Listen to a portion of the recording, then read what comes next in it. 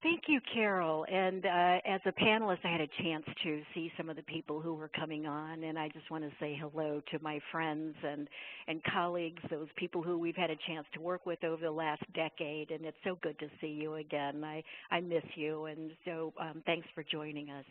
So from a high level, let's take a look at workflow analysis and redesign. What is workflow? Workflow basically at the very highest level is what do you do, and how do you do it? But then the analysis part is what happens as a result of what you do.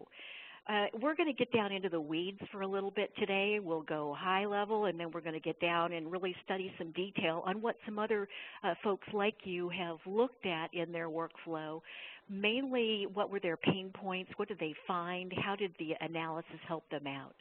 So from the why even bother studying workflow? Workflow determines how things get done.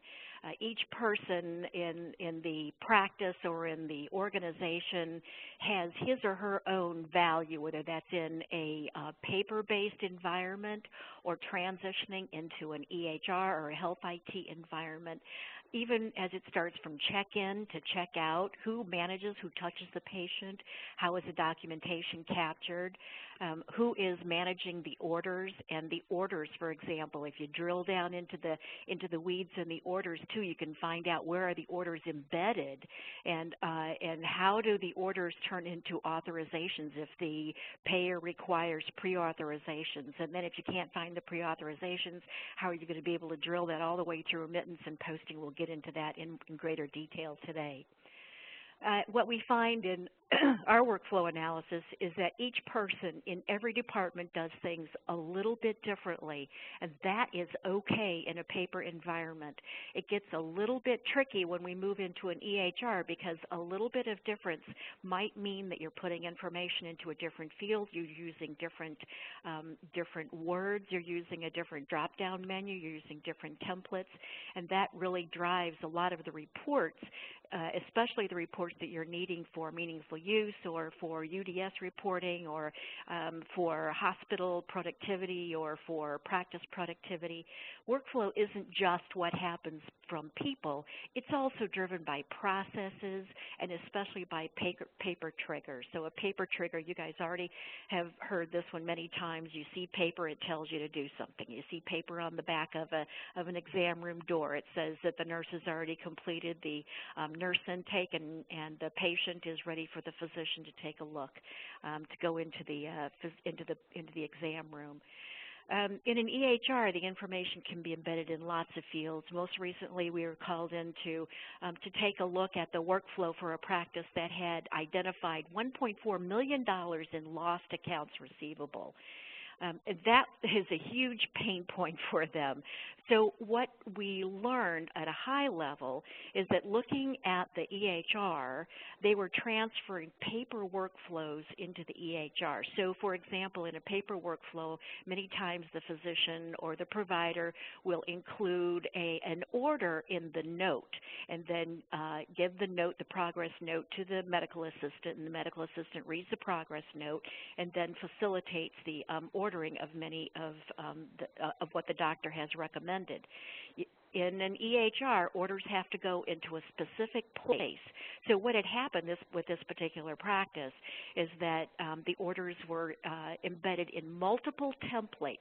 So sometimes the order would be embedded in the note. Other times it would be actually in the orders, and then there'd be somebody assigned to dispatch the order and follow through with an authorization, and then be able to track that all the way through the fulfillment of the order, getting a patient in to get pain management or to get the patient in to get lab results or a lab test or whatever. So it was a combination, in this particular instance, it was a combination of training, of EHR data mapping between the practice management system and the EHR, and there's a number of other things that could have contributed or did contribute to that lost AR. The biggest problem is that the data was in the system. They were just having difficulty getting it out. So let's talk about our goals for today, and that is mainly the workflow assessment goals is to capture where you are now. There's no right, there's no wrong in doing a workflow assessment. It's just where are you now? How did you get to where you are, and how are we going to establish some realistic starting points for the EHR transition? Ideally, a workflow assessment begins before the EHR is selected so that you have a better idea. It really will drive the EHR selection process. If you've already got the EHR in place and there's some pain points that you're looking at, then you start your workflow assessment with where you are right now. The goal also is to create a healthy and a secure infrastructure so that your health information exchange partners can trust that you have the content in the right place and that you can move the information from one place to another. We're also trying to identify areas that need attention right now. So even after a workflow assessment, you'll find an enormous amount of things that are right, and you'll find some things that are problem areas, but you'll need to develop strategies to prioritize those and sustain your clinical documentation, especially in a secure environment. We're also looking to support super users and cross-training purposes and establish a baseline for those implementation strategies. Most importantly, I want you to know I do not advocate a separate workflow to fold meaningful use data entry, capture it now, and put it into your routine so that it isn't a new workflow that you must go through. So in the workflow that we were talking about, remember we're looking at what do you do, how do you do it, and what's the impact. One of the best exercises I'd like for you to consider is to get departments to look at what happens when one department is capturing information, and then what happens if it isn't there. This is such a simple exercise, and it really helps everybody in the organization better understand the impact of their role, but also their role in data entry. For example, the receptionist or the front desk. What happens is that the receptionist is verifying the name, checking the eligibility card, checking the photo ID, collecting the copay, if that's what you do before the patient sees the physician. But look at who needs the data. I mean, primarily it's going to be the clinical team and the billing team, but what happens if it isn't there? Well, how can the physician or the provider provide any care to the physician or to the patient if they don't have their record there? So that's going to play back into your policies and procedures, your standard operating procedures that helps you drive, well, how much information has to be into the system before the physician or the provider opens up that record to look at the patient. We need to have a photo there so that so that we can verify that this is the patient. There's a strong potential for denied charges if the patient information is missing. For example, who is the subscriber, and if I want to follow up with this person later on, do I know how to reach them if I access their name or their record? How do I get in touch with them to give them some additional information? If there's a compliance, if there's non-compliance, or if there's a patient complaint, you want to be able to go back into that right away and find out where do I go to find this person. Let's go to into a clinical environment from the medical assistant or from the clinic. So the medical assistant is rooming the patient, completing the initial intake, and also providing the provider with some signals. For example, if the patient's shoes are off, that's an indication that the patient most likely has diabetes and that the physician needs to do a foot exam. So who needs this data? The provider, but the patient's also going to need this information as well as you get into providing the treatment summary or the clinical summary for the patient at the end of the exam. Well, what happens if it isn't in there? The physician doesn't know the medical history or doesn't have access to the blood pressure or the vitals, and now has to go back and recapture all that information, which is such a time consumer, and that is one of the biggest areas for the productivity losses, is when there's a disconnect between the information that the medical assistant is gathering, so that the physician can open up the record and be completely prepared for that patient visit. In one particular system, we have seen one provider who can complete a note in 2.5 minutes because of good, strong templates that are available, and the MA is trained to enter information in that template. In the same setting, we can find somebody else who's taking 15 minutes to complete the note, and that is just a huge productivity issue for the practice or for the organization as well. And generally speaking, it's because of a number of things. The templates aren't consistent. The MA is not getting the information the physician gets. There's a number of things, but those tend to be the highest level areas. So when you're doing a workflow process analysis, what I wanted you to see is two primary categories of the processes I would like for you to analyze in your own organization. For example, the new patient registration has such an impact on the clinical information that the physicians are going to be needing. Scheduling, for example, how much time are we allowing for the provider? Is this a provider who likes to take more time visiting with the patients? And so if you're over scheduling, or if you know that this provider is going to need additional time to complete the note, make sure that that reflects in the scheduling as you move forward. Rooming the patient is such a big deal as well because for example, in one area, rooming the patient in one practice where we were observing their workflows, they had those 5-color flags outside of the exam room. And so one flag would mean this is a sick patient, another flag would mean this is a immunization, another flag would mean this is a well patient for an annual.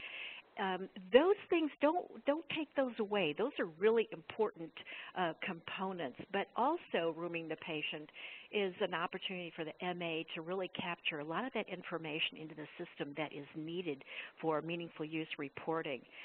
In your check-in and your scheduled patients, we're looking at the patient load. We've talked many times about the productivity losses that you take initially when you're moving over into an EHR, and it's really a hard bite to take. But if you take a hard bite early on in your implementation, cut back your productivity by 50%, and I know that is so hard to take, but if you do that for a very short time, it is much easier to ramp back up. I mean, the productivity loss for the first 2 or 3, for the first month or so is so much easier to take than a 35% productivity loss for 6 months.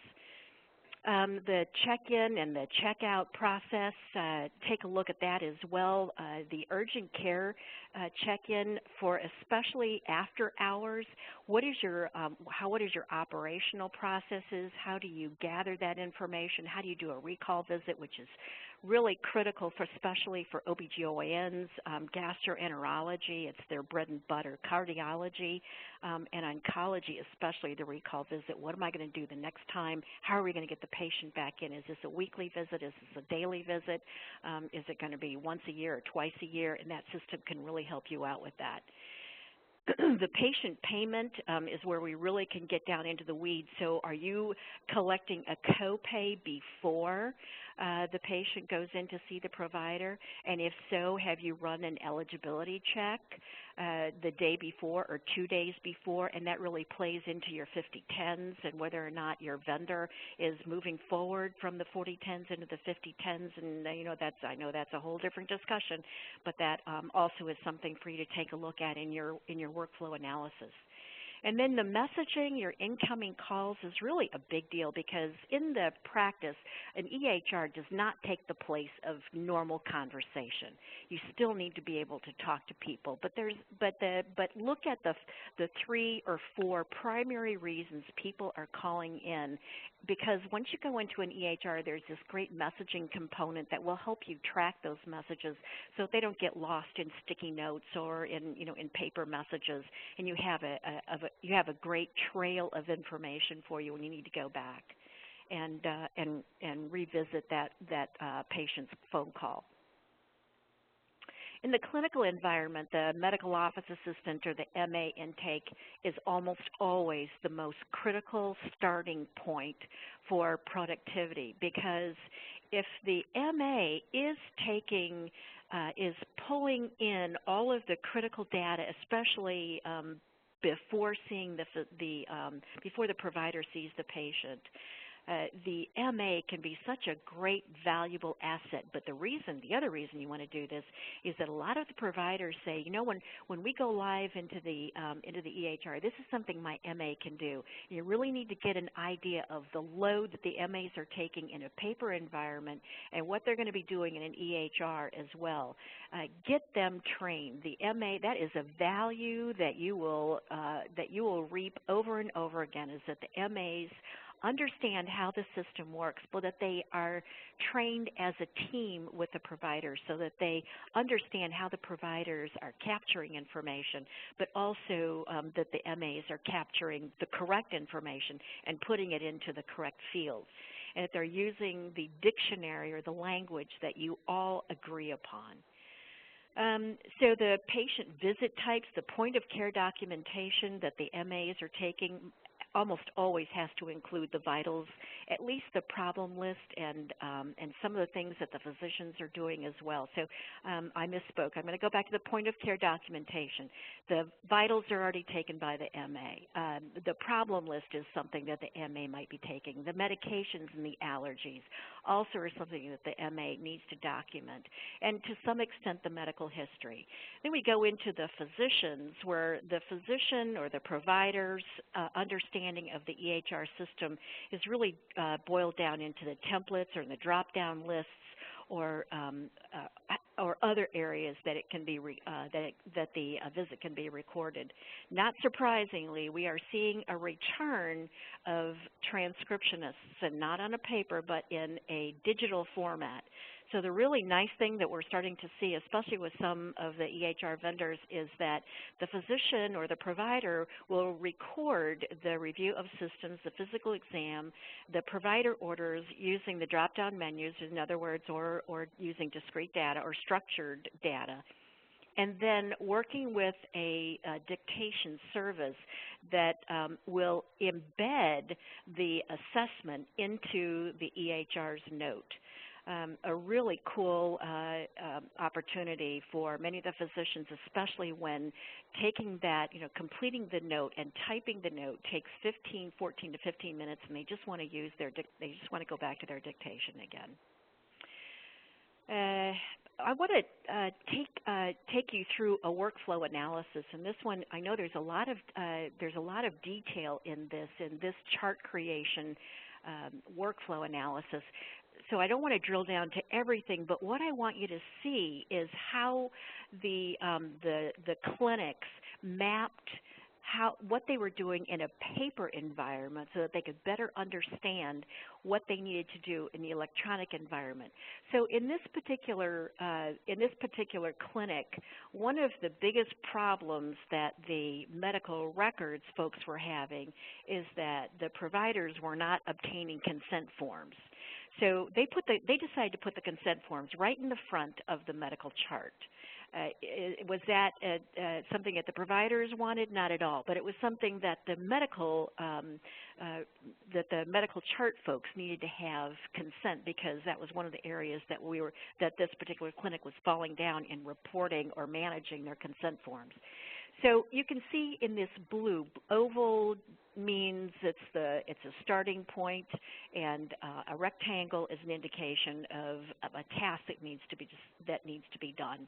In this workflow, there's not a lot of decisions that are left to anybody. It's almost all, this is what we're going to do, and this is what you're going to do, and this is how you're going to get it done.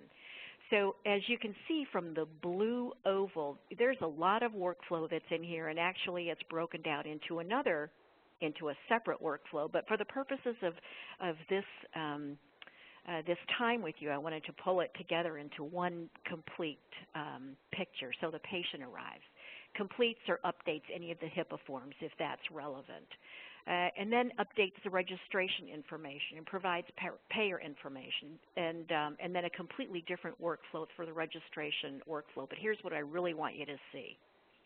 in the middle of this, in the middle of this workflow, you can see how they assigned their chart numbers. So in this particular clinic, the medical records clerk would enter the patient name, the date of birth, and the chart number into the practice management system, and the practice management system would then spit out a label, and then the label would then, the last 2 digits of this patient's paper record were generated by the practice management system. So they would print this label on top of the encounter form or the super bill, and then use the super bill to go find the chart. So the charts were filed not alphabetically, but using a library cataloging system according to the following numbering system. So if the last 2 digits were white or red, or if the last 2 digits were between 00 to 09, it would have a white label. If the last 2 digits were 10 to 19, then the chart would have a red label. And so whoever was coming in, so you can see here, obviously, that losing charts was a big deal in this clinic, and they needed to get a handle on it, and they also needed to get a handle on those people who were in the practice who could look at the number that was on the encounter form and find the chart just by using the numbering system. And then they also needed to structure the chart from front to back according to a left side and a right side. And the reason they did this is that every provider, and this was in a group of 60 providers, every provider wanted to have different access, or wanted to have access to information in a different form. For example, if this was a clinic that had nephrology, they wanted to see the lab results first. They didn't want to see the patient demographics. If it was an OBGYN, they wanted to see the encounter summary. And so what, in a paper environment, what this group did prior to going live to an EHR, in preparation for going into an EHR, they said, look, here's what we're going to do. On the left side, you will always find the problem list. Then after that, you're going to find the medication profile. So they were organizing or indexing their paper charts in a way so that they could transition their information into an EHR. After the medical records person pulled the chart, then they would put it into a bin or into a window for the MA to pick up. And everybody tracked that patient based on the last 2 digits of their chart. I want to show you one more workflow, and this is the documentation capture workflow in a pediatrician's clinic. So again, you've got the startup at the top. The MA is going to pick up the patient. And what's important in this workflow is that the group identified pain points. It's always, in my mind, it's always better for the organization to help identify the pain points rather than having the administrative team or the consultant come in and say, well, you're not doing this right, because that's not going to get anybody any place, and that's not going to support any of the change management you need. What we do is highlight the problem. They know where there's a pain point. So in this particular workflow, what you can see is that the patients were coming in to the clinic. The medical office assistant would review take the patient through the reason for the visit, put them into a sick room or into a well-child room or into a follow-up room. Well, there's a couple of pain points here they found. First of all, most of the patients didn't come to see a follow-up room for a follow-up, so that room was usually used for sick patients, which meant that some of the well patients were being put into a sick room without having a really good cleanup after every one of the sick kids. They were seeing, one of their pain points was that they were seeing more sick children, and it had to get a handle on the environment they were putting them into. Another pain point here is that the bins sometimes were broken, and so the charts would be put any place. It might be put on the desk outside the exam room. It might be placed someplace else, and it was really frustrating for the MAs as well as for the providers to really drill down and find out where that chart was. There's another pain point, especially if it was a number 2. That pain point had a lot to do with the patient information was not being updated in the practice management system. So what happened is if the provider needed to call the patient or call the patient's family with something, with follow-up information, they had to ask while the provider was in the exam room for updated information on the patient, whereas the front office could have been doing that. It was now relegated to the provider to ask for an updated phone number, and in a paper environment, that usually meant that it was written down on a sticky note or it was written down on a message pad and lost. So a real pain point for them to make sure that they had a new workflow assigned to get the telephone numbers included in the practice management system, at least the updated telephone numbers. In the third pain point, you can see that the provider was making notes and reminders about the patient encounter and storing them in their office to trigger a follow-up with the patient. So in this particular clinic, we were seeing that the providers were writing notes to themselves on sticky notes. Sometimes they were taking the file back with them into their office, which of course is so acceptable, totally acceptable, but it became a process of hiding the records under the desk. So nobody exactly knew where to find the chart when it was in hiding. One of the other pain points that they identified, if you can see directly across, pain point number 4 is the enormous amount of patient flow, the patient traffic, and patient movement. So after the provider had seen the patient, and the patient was sent back into the waiting room where they might go to a lab and take their lab order, or they might get their prescription. They would be waiting for something, maybe a follow-up for the next appointment, and maybe a checkout. And what they have decided to in their redesign is that they needed to go back to the front office, and rather than tying up the medical assistant and having them track down the patient location, let's see if we can't get someone who routinely is in the front to take care of those things as well. In the overall mission critical, the things that are the workflows that are currently causing the greatest productivity losses because they're not really being analyzed and redesigned are these. The scheduling and the enrollment all the way down to patient collections, chart management. A big one is server storage capacity. In the operations, very often there's not enough servers, or they're in an area that is not secure, or there's, some of the EHR systems are so data rich that it just takes up an enormous amount of server capacity. So where you might need 3 or 4 servers, or some practices or some environments might need 3 or 4 servers. Another practice or another environment will need 12 to 15 and a couple of T1 lines. And that has a lot to do with understanding how you're going to be communicating and what data you're going to be putting into the server as well. For the clinical, the point of care documentation, we've talked before about the MA input, but I just really want to drill down on the standardized templates. That is one of the areas where you can be the most effective when you are looking at the EHR vendors' templates. I just applaud the vendors so much for having an enormous amount of templates that are available for you. During the implementation, here's my caveat. During the implementation, you have got to choose 10 templates and use those only. The more structured you are during the implementation process, the better it's going to be for you moving forward. So while I know it's fun and creative to create a bunch of templates, to teach the physicians how to create templates, that really has become one of the biggest productivity issues across all of the EHR vendors.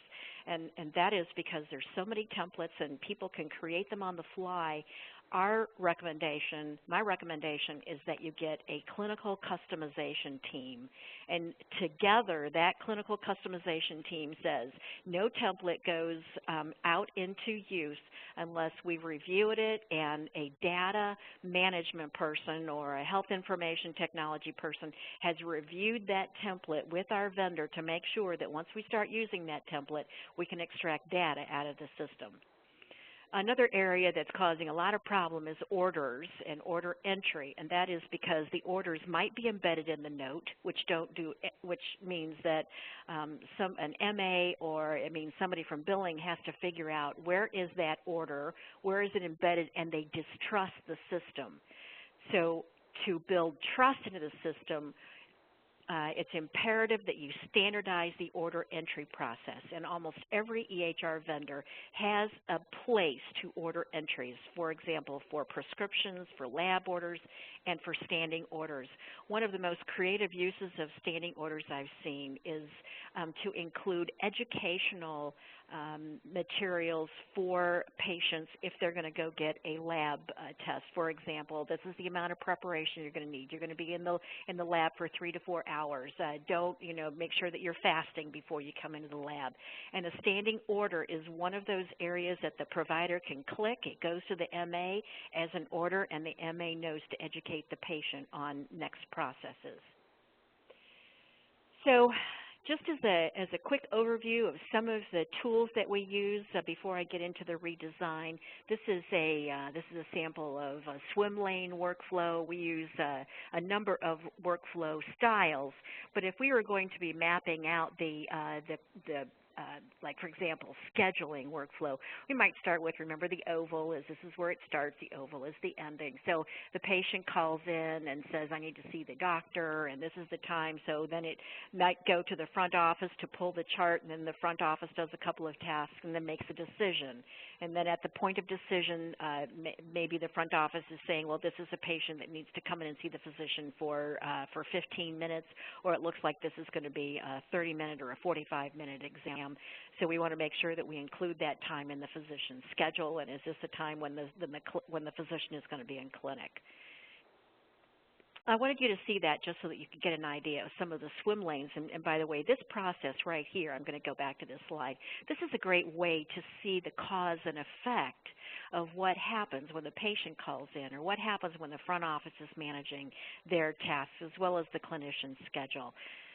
That'll help you define what happens if somebody isn't pulling their weight, or if there's a process that's getting in place that is making this ineffective.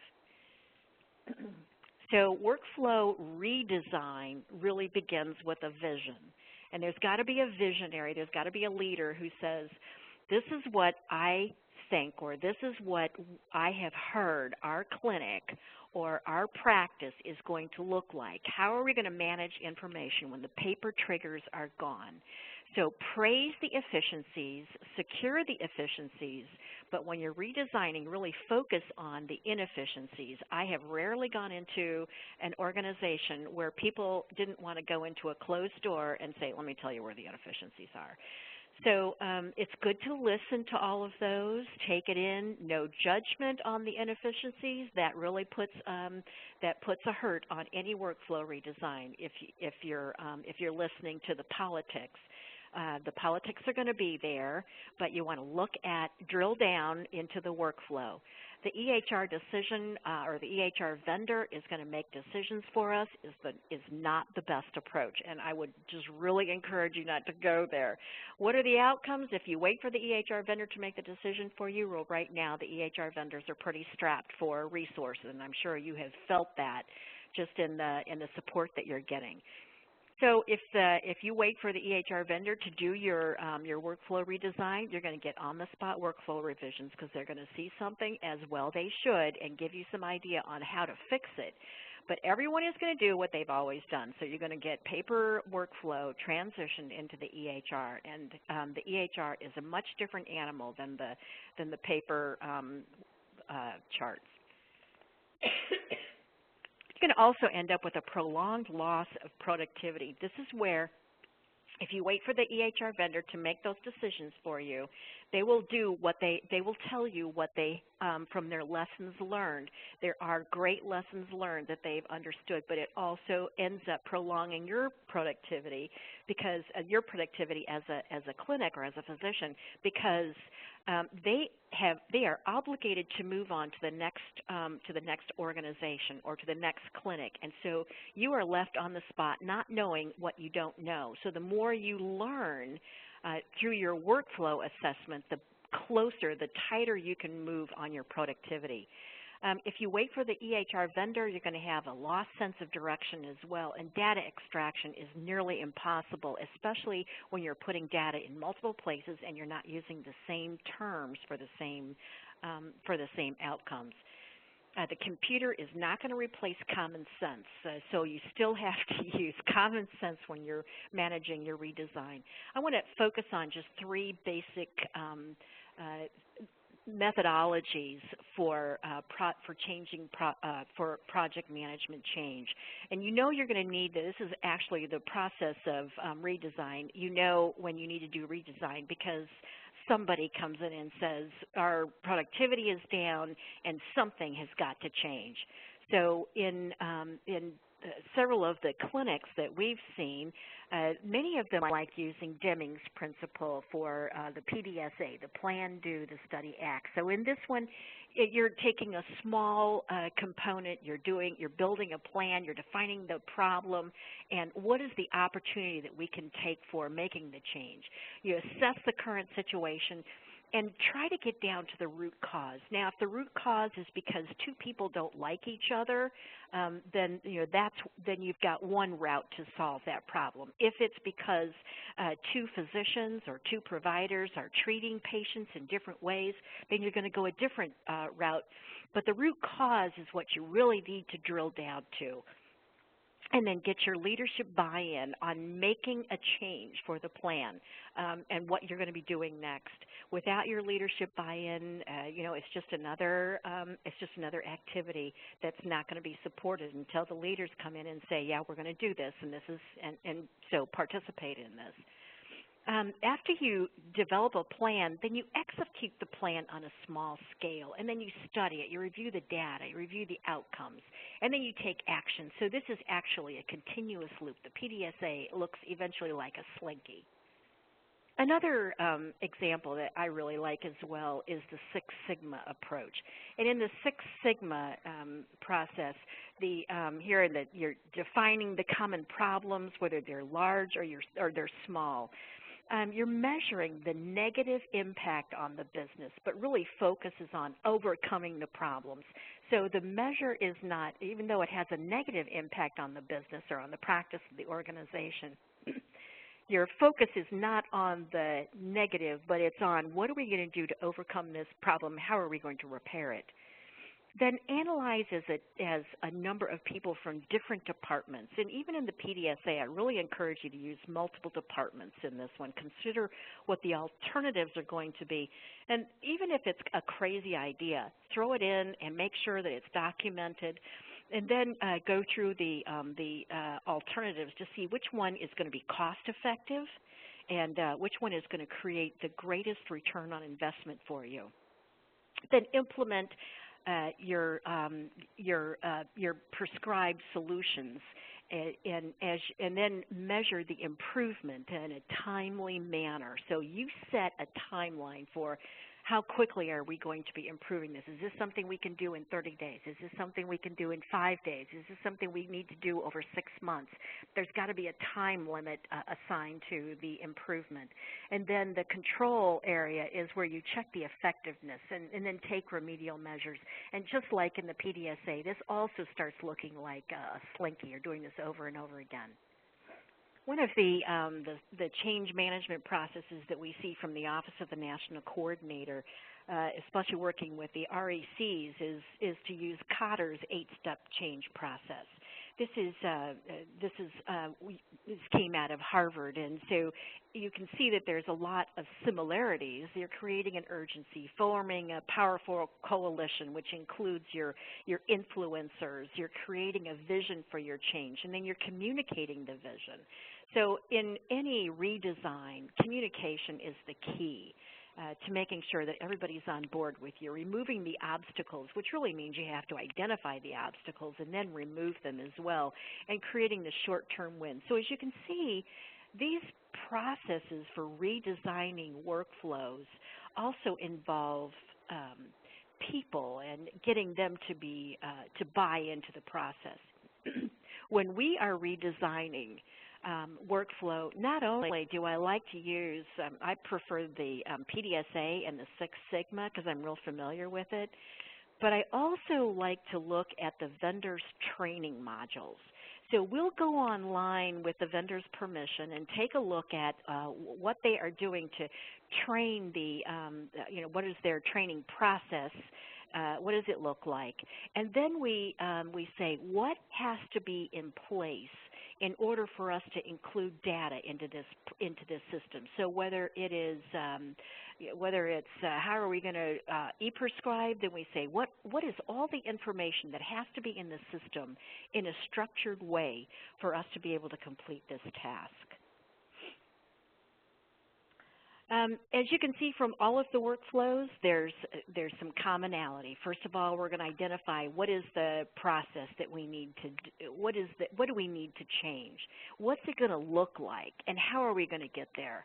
And then the review process, what are the current workflows, what are we doing now, what do we need to keep, what are we going to move forward on, and then analyze the current state but coordinate and map the new workflows. So when my team kind of puts up with a lot of my workflow questions. When we're going to start something else, the first thing I need to know is, but what does it look like? What is the flow what is it going to look like? And what's my role in this? And what's your role in that? And how am I going to not let you down if my part isn't held up or if your part isn't held up? So mapping the workflow is really a terrific activity for everybody, no matter what you're doing, whether it's implementing a new process or getting your EHR in place.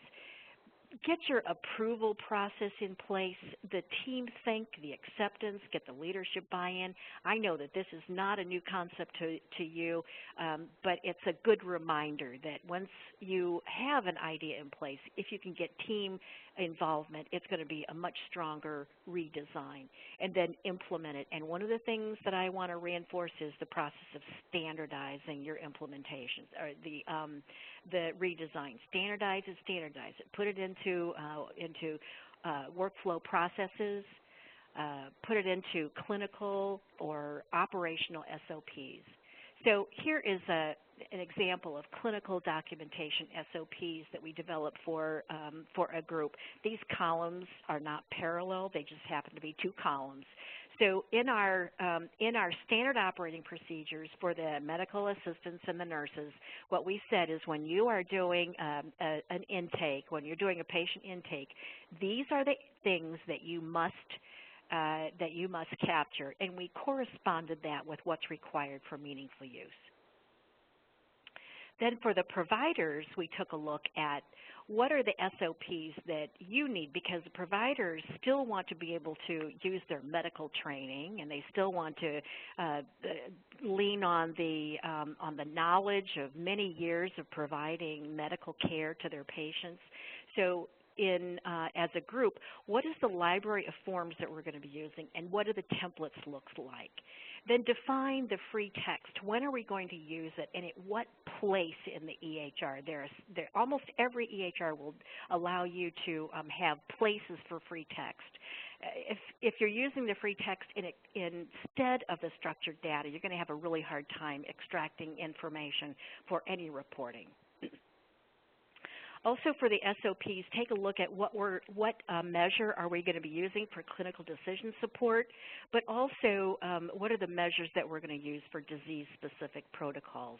So we do a lot of work in oncology and in nephrology, and if you go into a practice, the nephrologists and the oncologists will treat the same patient in multiple ways because of the nature of that medical specialty. So you need to know ahead of time what are you going to be embedding into the system, and how can we give that provider the flexibility to ask to use protocols, but still capture what we're going to be doing so that we can include that in quality measurements, and what can we do the next time we see a patient with the same disease.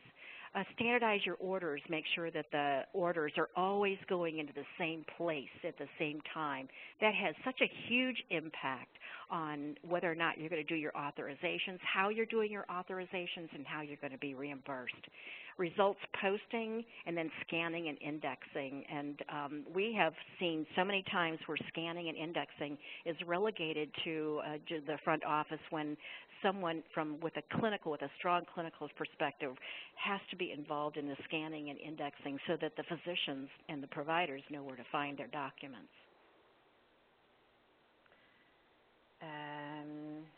So as a just overall structure for the clinical SOPs, what we did for this particular group is that we took those the clinical SOPs and we dissected them into three major categories: documentation management, and chart management, and then orders. And then we put all of these sub-SOPs under documentation management so that across the board, every department and every MA and every provider had an idea of how they were going to be moving the information along through the organization. And then across all of those, we applied general safeguards. I'm going to leave that one open for some questions later on.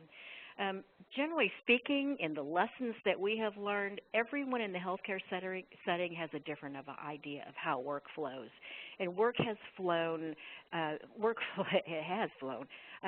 Workflows are so dramatically impacted by regulations and by the enormous amount of rules that you have to follow in healthcare. It also has come because there's one person who is strongly in charge and has said this is the way we're going to do it, and sometimes that works and sometimes it doesn't. So if somebody from the outside can come in and tell you, you know each other, and you can have them come into your area as a peer review or something else to help you analyze what your workflows are. Without a workflow analysis, you really don't know what needs to be redesigned. And it's going to involve some time investment.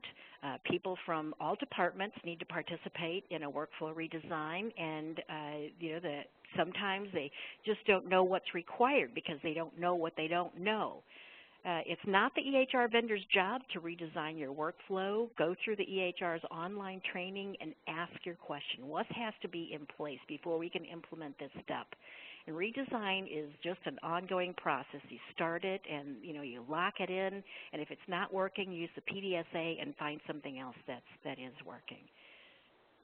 Like I said before, it's an absolute pleasure to be with you. I'm so happy to see some people who I've been working with a long time. Our group is very fortunate to know you, and I want to thank you, Carol, and Jim Tate, and the whole team out of High Tech Answers for having us on board. Thank you.